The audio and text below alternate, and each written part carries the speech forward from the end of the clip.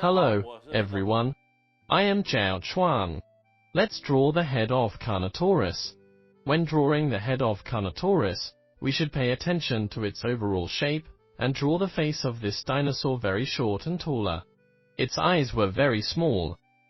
When drawing the eyes, we should consider the proportion of the eyes in the entire picture. In the later drawing, I will explain why the eyes should be drawn smaller and where they are exactly located. The length of the horns on its head should be slightly longer than seen in the fossil. Many rough structures were above its nose, and some armors protected the soft and fragile parts such as the eyes and nose. It also had a relatively rough and hard structure around its mouth, so that it can protect its mouth more effectively when biting prey. Now, let's draw the head of the Carnotaurus. We first determine the position of the mouth on the left. Then, use dotted lines to outline its nose, which is tall and round.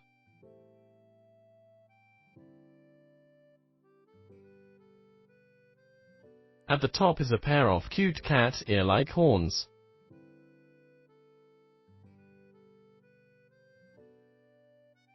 Now, we draw the shape of its mouth.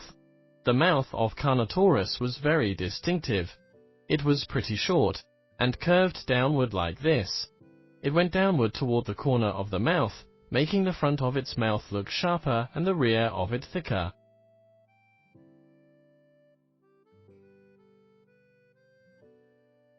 Then, let's draw its eye socket, which is a tough structure. Locate its eye in the middle of the eye socket.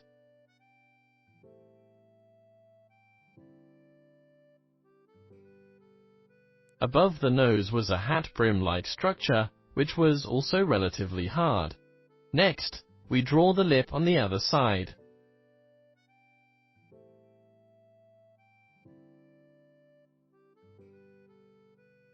Outline the lower jaw with a dotted line. Its lower jaw was relatively thin and corresponded to the upper jaw. Then, let's outline the Carnotaurus face, and extend it slightly backward at its cheek to make its lower jaw look longer than its face. Then, we come to the antebital fenestra. Then, we can trace the contour line of the Carnotaurus head. There were many bumpy raised structures above its nose.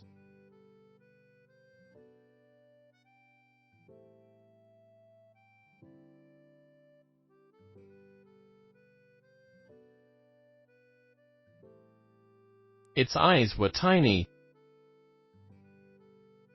Draw a small circle-like shape inside the eye socket, then draw the highlight and pupil in the eye. We can add a slight shading to the upper part of the eye to create a crystal feel.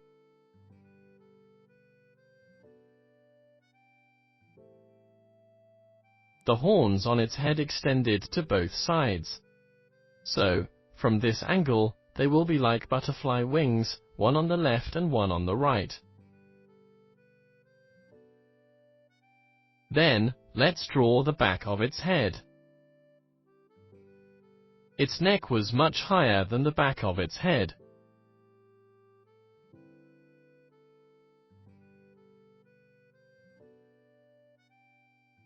On the top of its nose were wrinkled ridges like this. We can use fine lines to draw some details to make it look bumpy, a bit like the surface of a walnut kernel.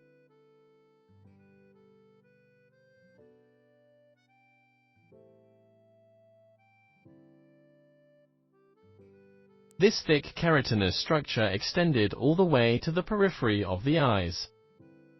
One of the distinctive features of Carnotaurus and the entire abelisaurid family is that their nose possessed a very thick structure, a bit like a ceratopsian called Rhinosaurus.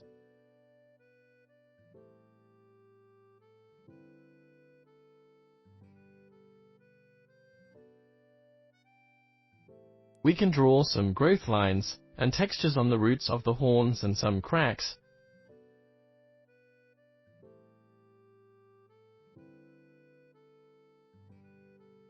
And wrinkles on their top to make them look rich in detail.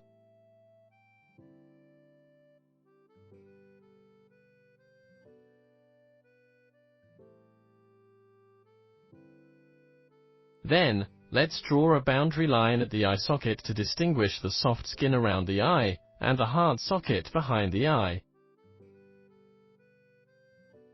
Draw the hard part of its eye socket, then add texture to the surface.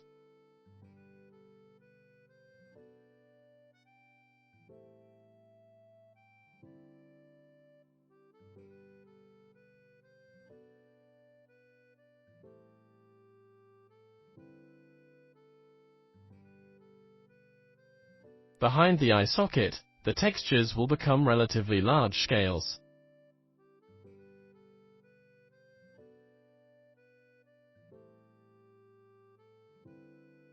Then, we use some random lines to represent the lateral temporal fenestra.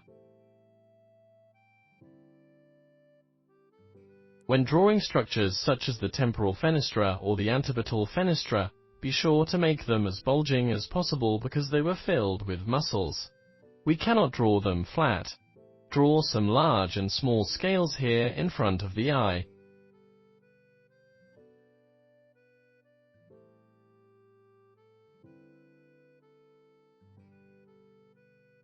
Then, we draw the jugal bone downward. Draw the rear of the mouth with plump muscles. On the surface of the maxilla, we can draw some rough cracks resembling scutes, roughly along one direction but not as neat as scales.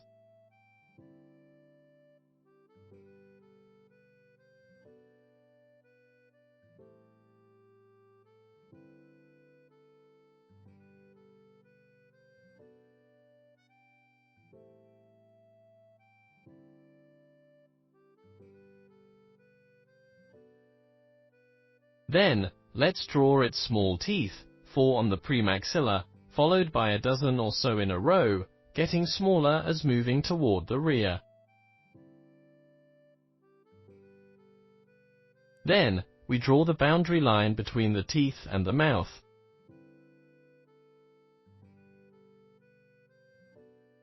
Each tooth can be drawn with thick flesh on its root. This will make the mouth appear harder and stronger.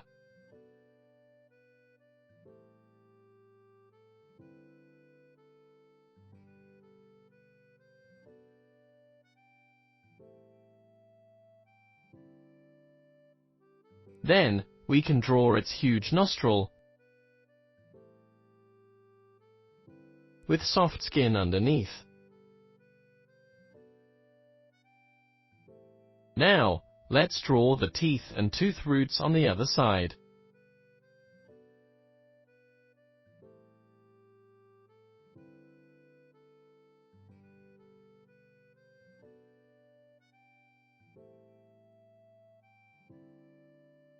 Show the exposed flesh between the teeth.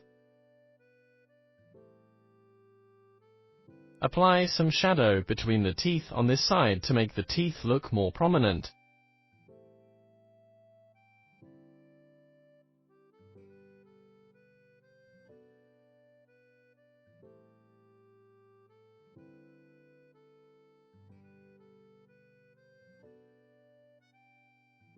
We also represent the teeth in the lower jaw.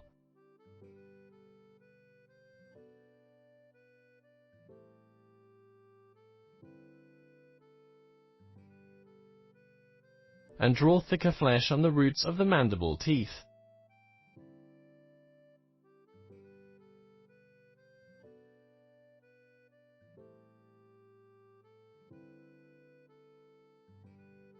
Let's color its mouth black to make its mouth look deeper.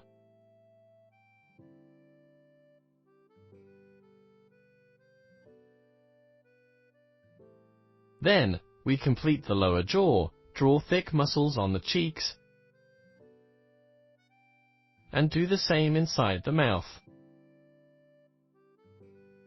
At the corners of the mouth, let's draw some wrinkles.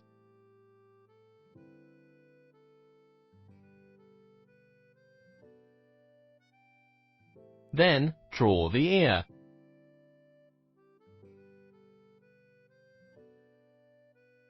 Then, let's draw the muscles on the back of the head.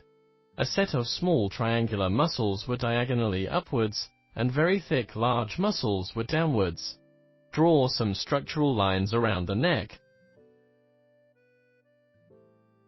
Draw the throat here near the lower jaw. We can draw the throat a little looser with more wrinkles. Cast some shadow under the lower jaw.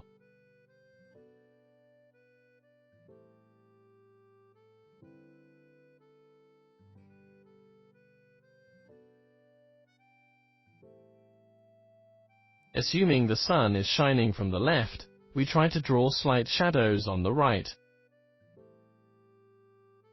Lastly, we draw long spikes on the neck and large scales on the skin.